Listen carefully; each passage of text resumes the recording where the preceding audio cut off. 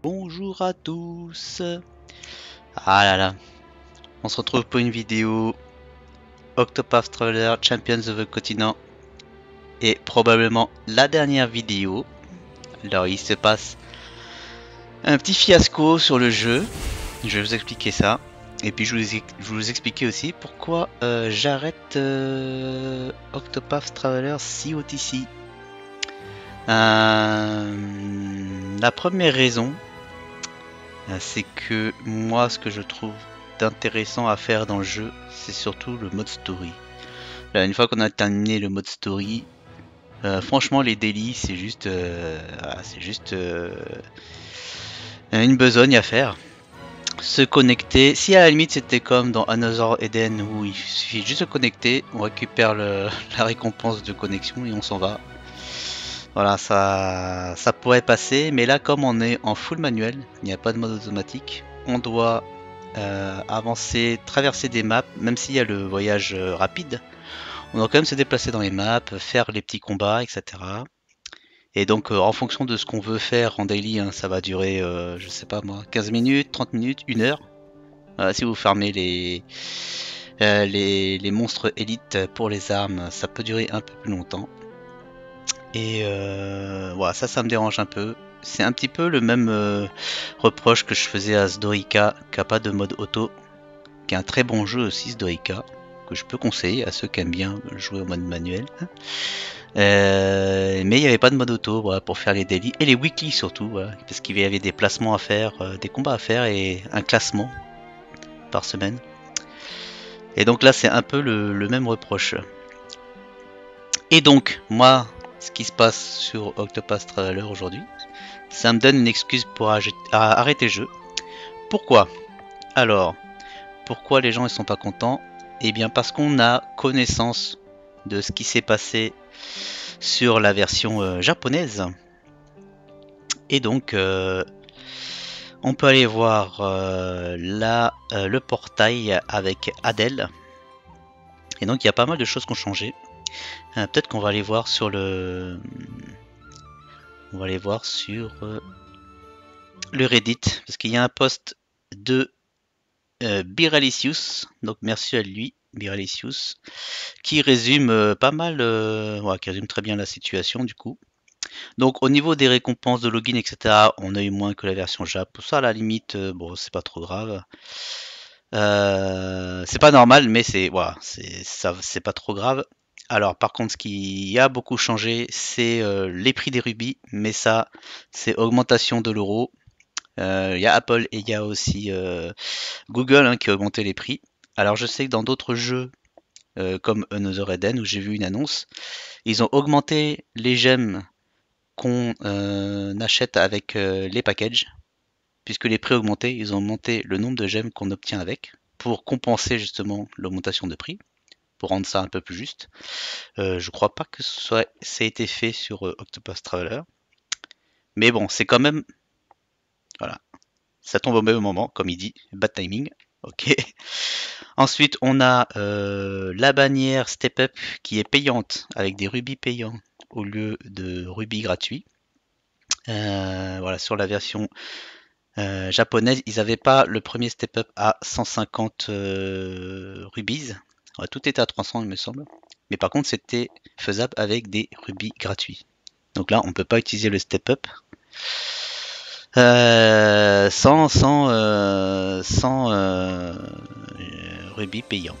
Voilà, moi j'en ai pas. Donc je suis obligé d'utiliser que l'autre bannière. Voilà. Donc ça, c'est quand même une différence importante. Ensuite, sur la version globale, au step 5, on n'a que 15% de chance d'avoir Adèle, alors que sur la version japonaise, ils avaient 50% de chance. Donc ça, c'est quand on arrive sur le dernier step, le step 5 du coup, on a ce step up bonus. Non, c'est pas celui-là. C'est celui-là. Ah bah c'est pas marqué là-dessus, ça c'est le tirage normal. Bon, et ben je ne retrouve pas, j'arrive pas à retrouver l'info sur la bannière. Donc on voit ici qu'au step 5, on a 1, voyageur gratuit, enfin gratuit, garanti 5 étoiles, pardon. Un voyageur garanti 5 étoiles et avec plus de chances d'avoir Adèle.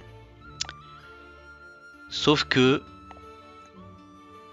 ce pourcentage de chance sur la version globale, c'est que 15%, donc c'est l'info que j'arrive pas à retrouver sur la bannière. Et sur la version japonaise, c'était 50% de chance d'obtenir Adèle au step 5, sur le 5 étoiles garanti. Donc là, c'est quand même un gros...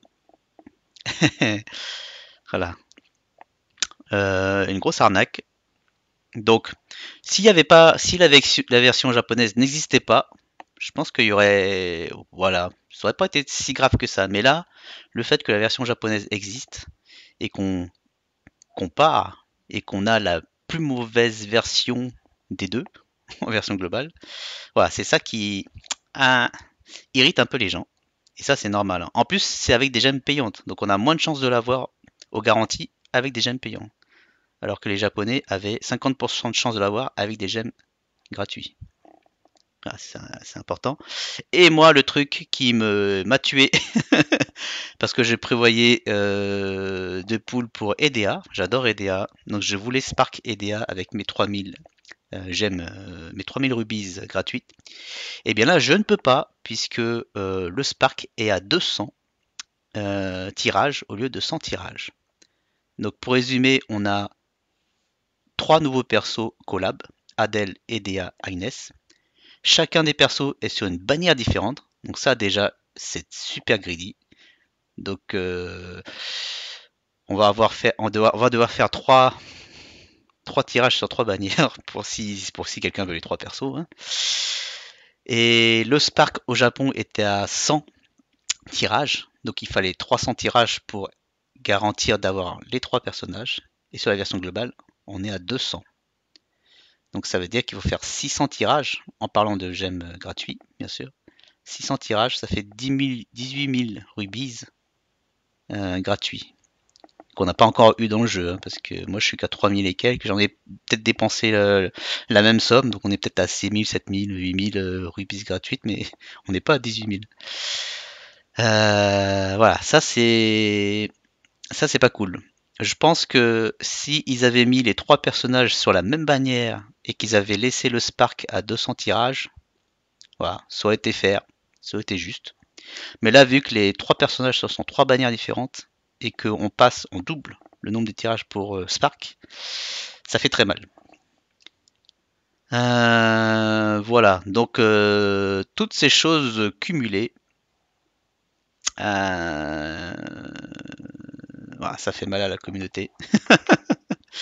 Et moi j'avais déjà, voilà, ce que je disais au début, j'avais déjà du mal avec les délits.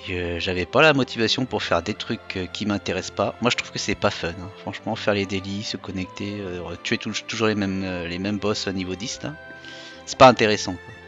Et même les Kill Cup, etc., le somme qui est arrivé, ça m'intéresse pas parce que même si je les bats, j'ai pas envie de les farmer, à passer je sais pas combien de temps à les combattre, et je crois qu'il faut 82 victoires, un truc comme ça pour maxer Tikilen, plus avoir son équipement, enfin bon, c'est ultra long.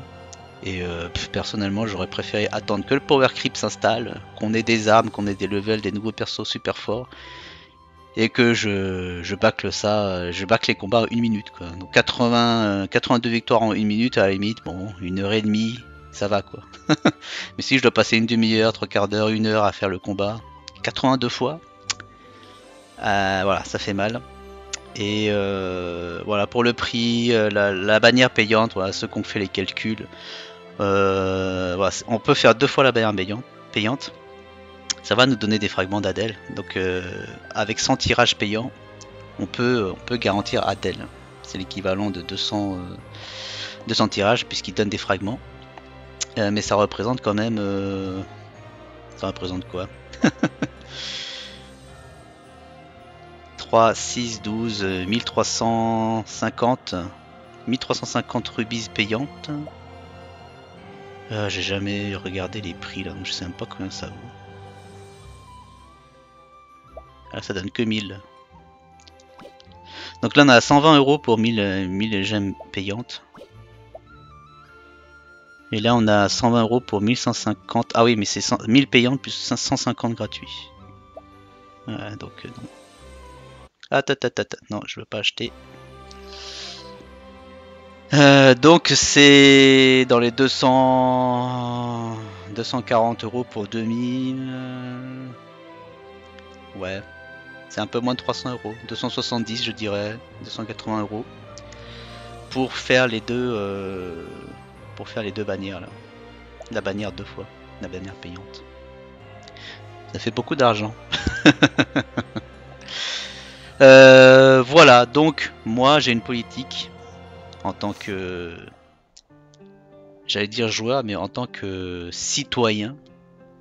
J'aime beaucoup le terme consommateur en fait. Donc on est consommateur, mais on est aussi acteur. Donc je pense que qu'on a du poids sur ce qu'on veut donner en valeur, le temps qu'on donne et l'argent qu'on donne pour mettre les personnes qu'on veut en valeur. Et donc ma question c'est, bon, le jeu, j'adore le jeu, la musique est cool, l'histoire est cool, bon, le gacha est horrible, mais moi je suis capable de me retenir et de ne pas invoquer sur toutes les bannières qui arrivent. Mais ça coupe le fun quand même, puisque ça m'empêche d'invoquer comme j'aurais voulu invoquer. Voilà, parce qu'il y a certains persos que j'aime bien, mais je vais me retenir parce que je ne pourrais pas justement invoquer. Et je pense que je contribue aussi au jeu, hein, à la vision du jeu. J'ai un compte actif, déjà ça contribue. Je regarde les ads, voilà, les ads tous les jours, donc je leur donne un peu d'argent à travers les publicités.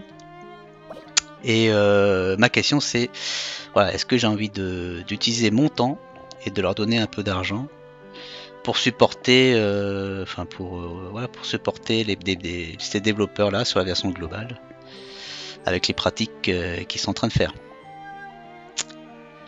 Et ma réponse c'est non. Voilà. Et donc moi ça m'arrange puisque voilà, je me forçais déjà à faire les délits.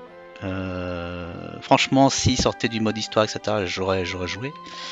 Mais elle peut attendre tous les mois le mode histoire, sachant que je peux regarder des vidéos pour suivre le mode histoire. J'ai pas forcément besoin de jouer au jeu. Pour écouter la musique qui est cool aussi, j'ai pas forcément besoin de jouer au jeu non plus. Et donc pour moi, ouais, je vais arrêter là. L'aventure Octopath Traveler Champions of the Continent. Et donc voici ma réponse à tout ça. Je vais aller là-dessus. Octopath et boum.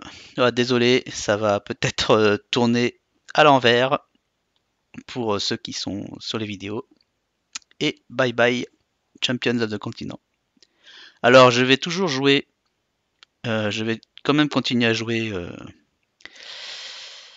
Enfin continuer à jouer. Je vais quand même me mettre à Octopath Traveler 1 et Octopath Traveler 2. Mais par contre le gacha, voilà, j'arrête. On va voir, peut-être que je reprendrai plus tard, je sais pas. Je n'ai pas effacé mon compte, donc normalement mon compte est linké, j'espère. Je crois que je l'ai linké à Google, à mon compte Google. Donc je pourrais retrouver mon compte si jamais je veux me reconnecter. Mais bon, le fait de le supprimer du téléphone, ça me le fait oublier les jeux. J'ai pas dans ma liste de jeux, je vois pas Octopath, je me dis ah, faut que je me connecte et tout. Et on va pouvoir passer à autre chose parce que c'est triste, mais comme on dit, il y a plein d'autres poissons dans la mer, il y a plein d'autres jeux intéressants, donc pourquoi passer du temps sur ce jeu-là alors qu'on pourrait peut-être trouver un autre jeu aussi intéressant, voire plus. Voilà. Donc c'était ma dernière vidéo Octopath Traveler. Si vous avez toujours du fun et que vous êtes ok avec cette pratique-là, voilà, j'ai déjà vu des streamers qui ont déjà fait deux fois la bannière payante, donc a priori ça les dérange pas ces pratiques-là. Voilà, moi j'ai pas de souci avec ça, c'est votre choix, votre décision. Mais voilà, c'est un choix complètement personnel de pas supporter ces développeurs. Et je vous retrouve dans une autre vidéo. Allez, ciao ciao!